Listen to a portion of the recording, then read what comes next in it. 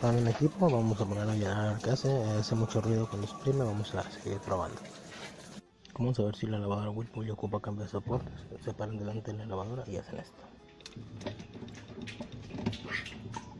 Ahí ustedes es la prueba definitiva que su tensión ya no sirve. Por eso cuando tienen la ropa empieza a hacer esto y empieza a pegarse a los lados. Aquí está, miren.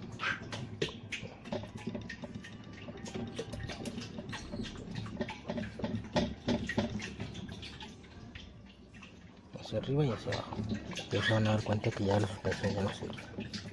Se aplica para este modelo y otro modelo de Whirlpool